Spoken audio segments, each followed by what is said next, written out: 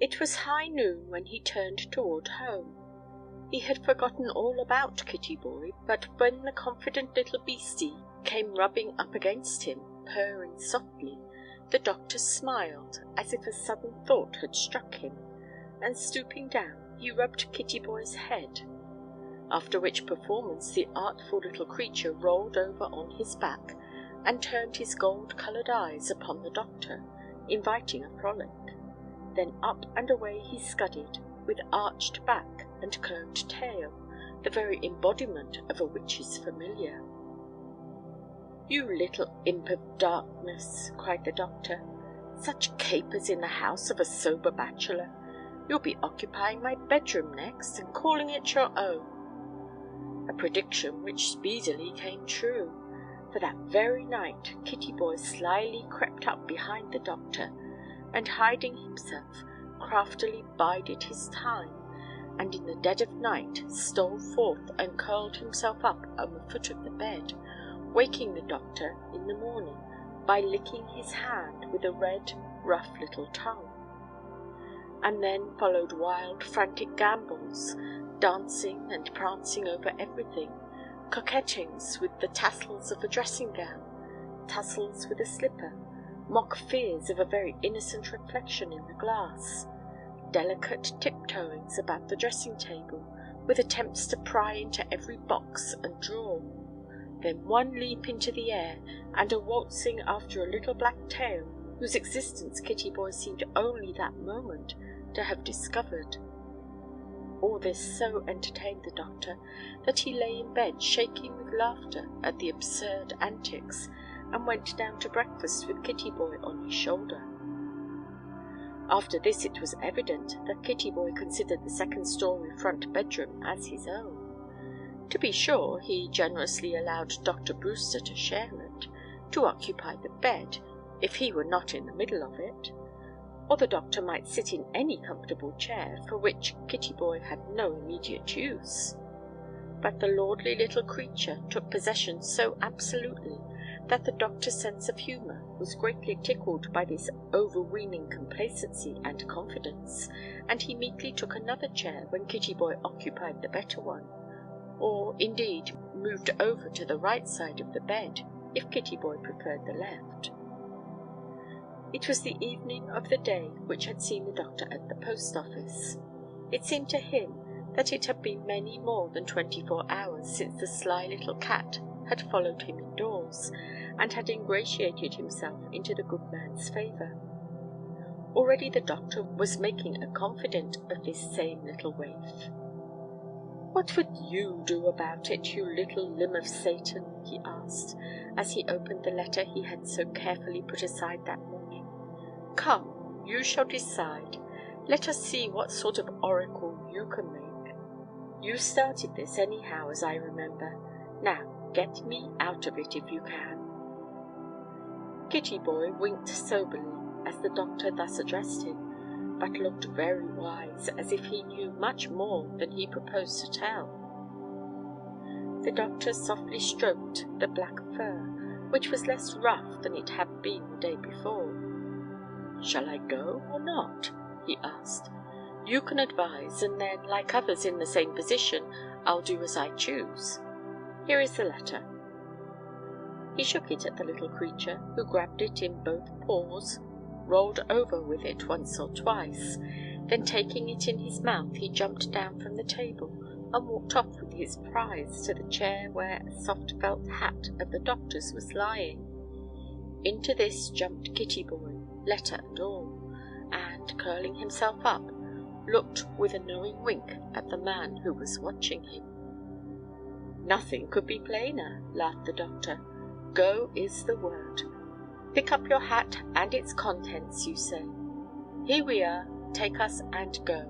Such wisdom! For real out-and-out witchcraft, commend me to a black cat.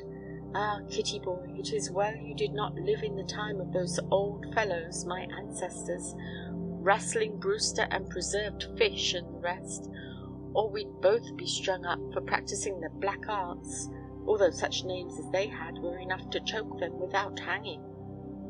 Well, my small wizard, go it is, since your suggestion suits my inclination. Who knows? Who knows?"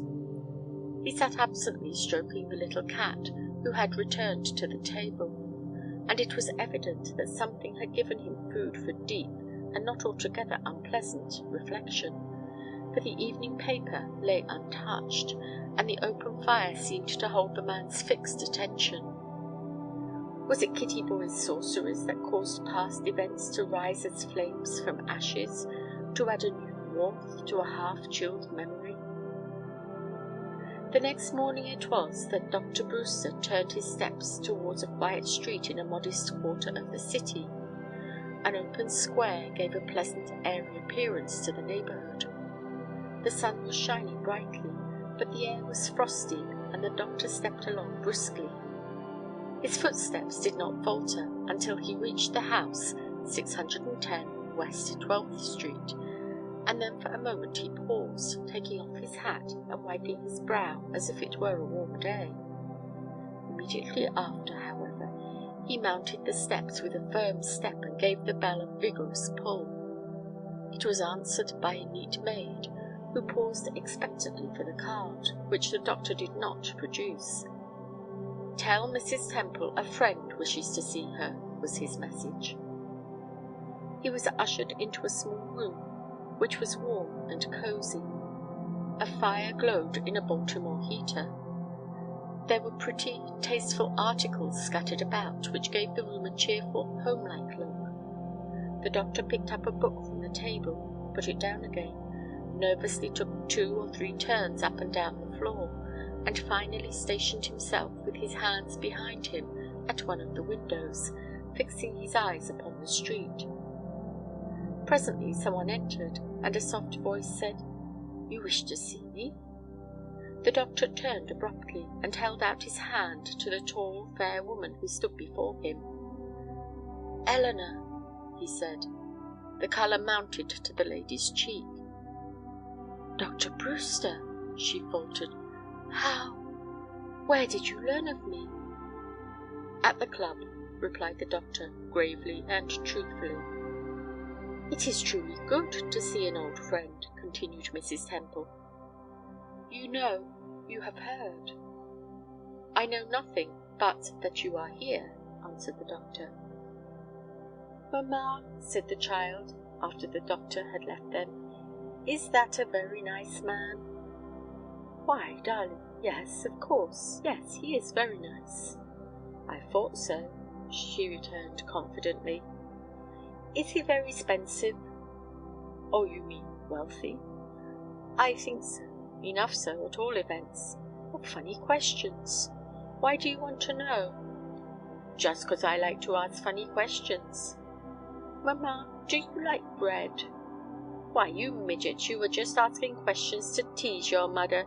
You know I like bread." Eleanor laughed gleefully and looked down at her doll. "Lily told me a secret today," she said, "and she won't let me tell till Christmas. It's a very nice one, but I can't tell you, mamma." "Very well, I will wait till Christmas."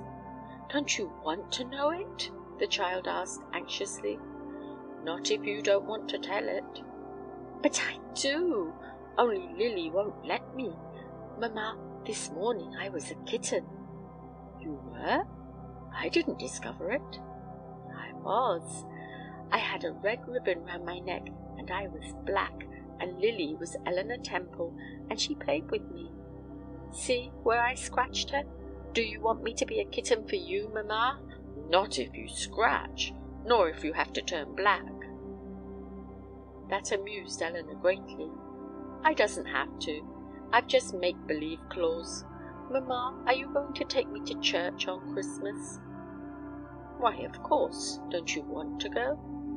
"I didn't last Sunday. It was so long. The man in the white gown said so much. I think he was a chatterbox." "Why, Eleanor, what a thing to say about the good rector." "Well, mamma, it's what you say about me when I talk a long time, and you love me."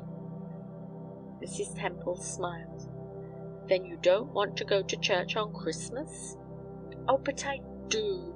I like to hear the little boys sing, and I like to see the green things, but—" "You get tired sitting so long?" "Oh, no, mamma. I couldn't get tired. I get too much rested."